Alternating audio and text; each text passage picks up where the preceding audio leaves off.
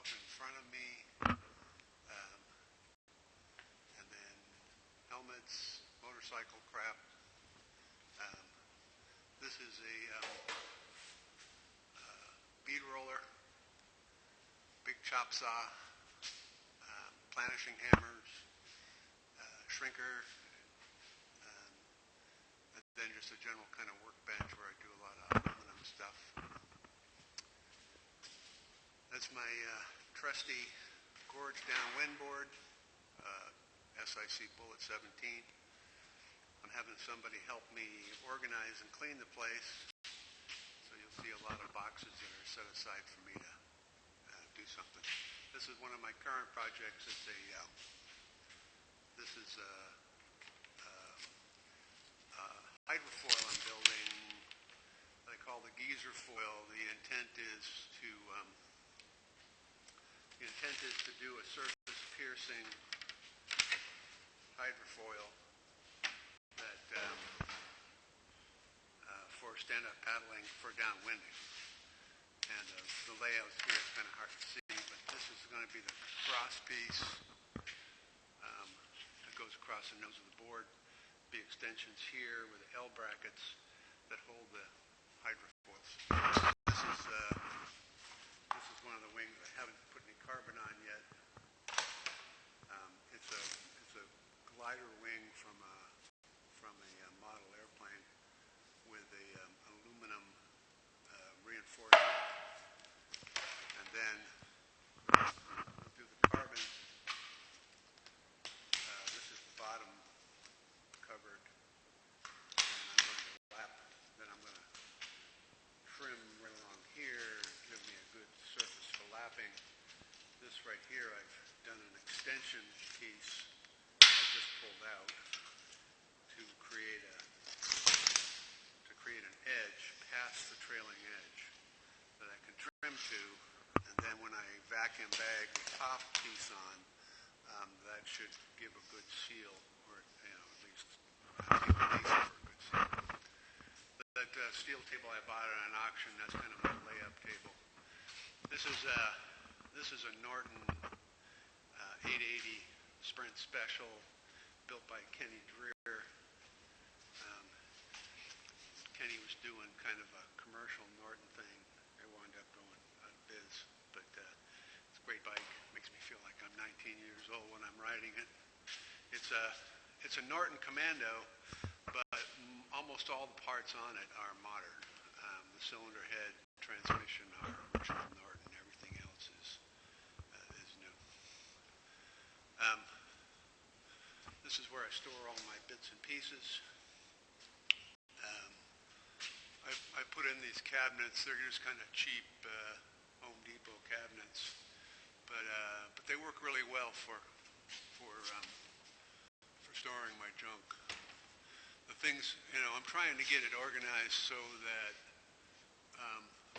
I'll have the things I use in the right places. So I do mostly electronic stuff here. Building like right now I'm building a battery system, and this is a little spot welder that I'm using to build my battery system. This is the aluminum box that I've made to fit into the frame of my fat bike. 3D printer, laser 3D printer, and bathroom, more lockers.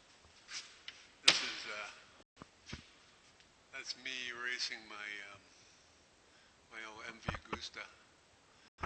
Big fat guy on a bike. It doesn't do most of the sports I like. Would actually make a lot more sense for smaller people, but I like what I like. That's peyote racing at various places, like that's Laguna Seca, Monterey Historics. This is a Triumph I built years ago to go vintage racing with. It was so totally illegal that when they finally figured it out, they just said, you can never race this again. So I didn't know. This is a 1950 Vincent Black Shadow. My wife gave me this for my 50th birthday.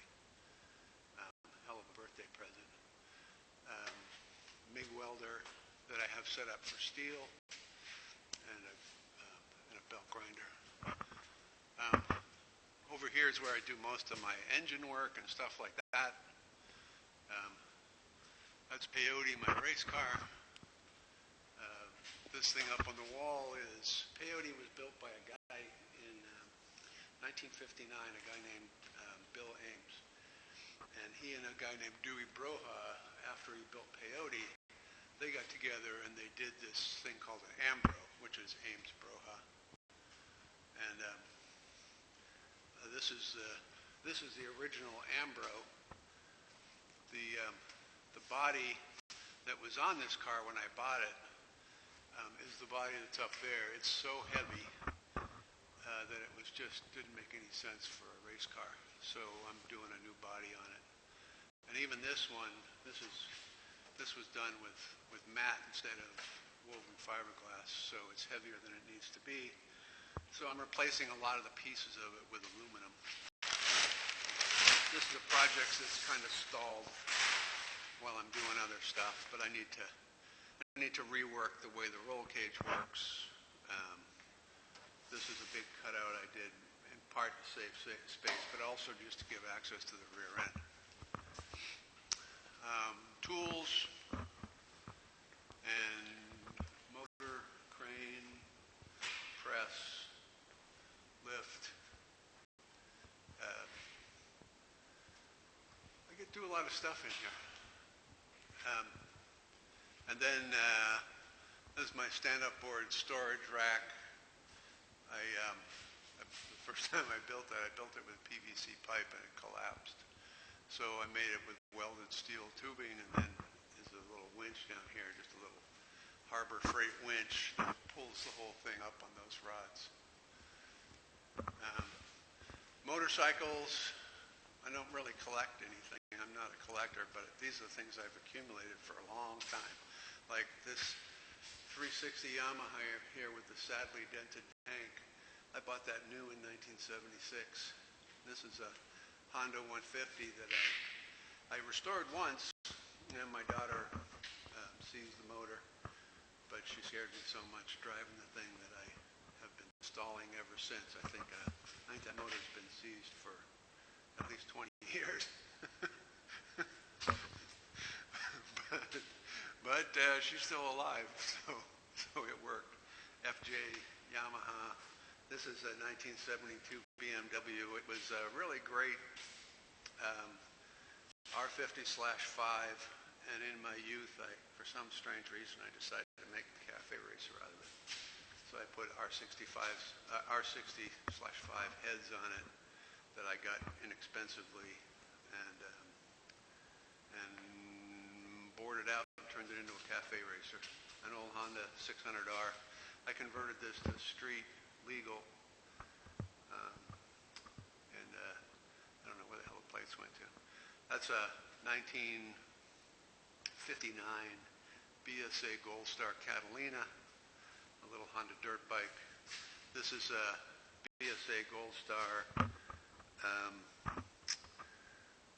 This was actually something called a Western Roadster, which had high bars, but I've converted it to a Clubman kind of thing. This is a sad story. This is a Vincent Black Lightning, but it's a modern motorcycle, as you see. And this was a project my friend Barney Lee and I worked on. Barney passed away, and the project ended. This is an MV Augusta Senna. I think there's about 300 of these in the world. And I kind of got it by accident. But I love the bike, but it's way too uncomfortable for a geezer like me to really use it. So that's the main shop. And then through here, we have big roll-up doors in every section. This is under construction, so to speak. Stacy's helping me clear it all out, and all this stuff that needs to be looked at, and decisions made about what I